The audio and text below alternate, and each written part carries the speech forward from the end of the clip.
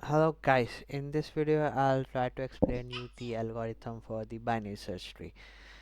So this is the code of binary search tree implementation. It is done by ChatGPT and I'm quite happy with this implementation, so I'll try to explain this implementation. Okay, so let's go ahead. So let's move one by one.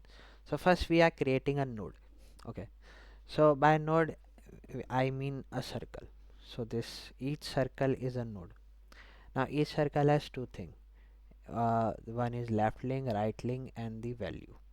Okay, so let's say this node. Now this node is not connected to any tree and it is in kind of limbo state, so it only has some value, for example let's say 8, but it does not have any connection. So what we need to create a node is a key, and that's it, and we can create the node. By key I mean value. So key is equal to value. I don't know why ChatGPT use key instead of value, but yeah, so key is value. Okay, so that's how so to create the node we just need a value, and it will fill the circle which is a node with the value. Okay, that's it. So this part is done. Now let's move to the initialization part. So in initialization we are not doing anything. We are setting the root equals to none. Nothing fancy. We will insert using the insert method. Instead of init we are not initializing anything. We are just setting the node to 0.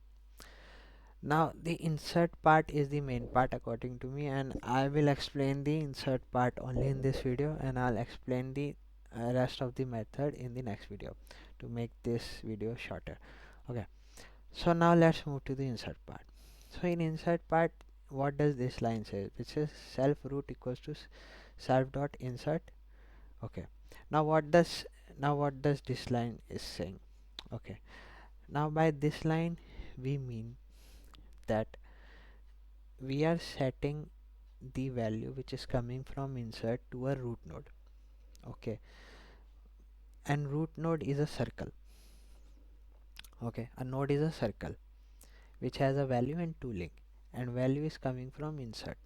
Okay, so we need a empty circle to fill it with the value which is coming from insert. So that's what this line is saying. So how many empty circle are there in this tree? So there is two here, two here, two here, and two here. Okay, so we just need to find the correct empty circle where we can assign the value which is coming from insert. Okay, so this is what this line means. Okay, now let's move to the next line, which is this. So basically this line says that we need a root node to put a value which comes from insert, and this line that root node is none, then return the node node which is this, like let's say 8. So we have to replace the empty node with this node. Okay, so we need an empty node. If the node is not empty, then we cannot return this node 8. So basically this line is saying we need an empty node. Not this line is saying that. Okay, so this line is saying we need an empty node where we can replace it by the node, the new node with the new key. So these are the empty nodes in this tree, and we just have to find the correct empty node to replace it with the correct like the key which we made, the key node which we have made. Okay, so we will start from the top. If top is empty means the tree is empty, nothing is there, the first circle is the empty circle, then we'll return the node and this will become a tree. That's it. But okay, but what if this root node is greater than key or less than key? Okay, so let's say, so this there is a value here, so we can't replace this by node. So maybe we can replace the left child or right child.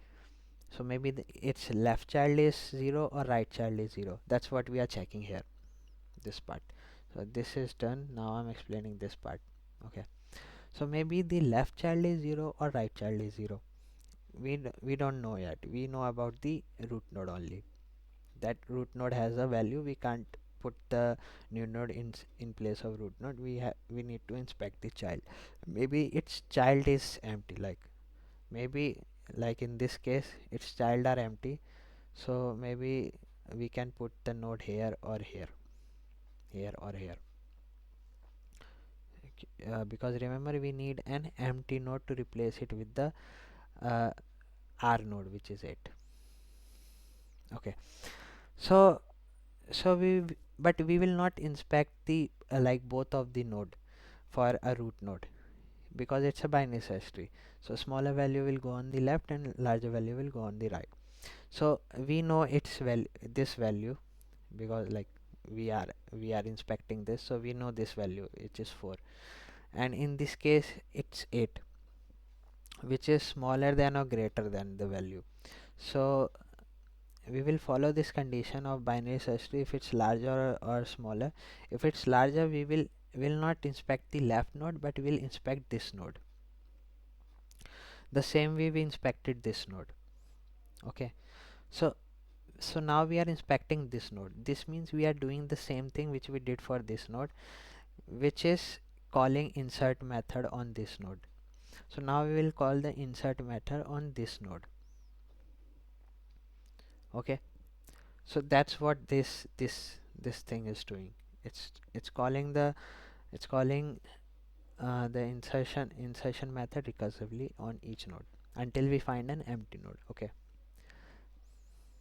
So that's it. Now same thing will happen again. We inspect this 7.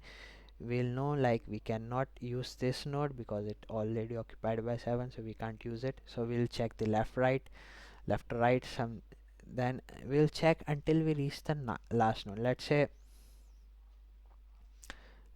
we are here, because it's 8, so we checked, so we have to move right is 9, so now 9 is our root node.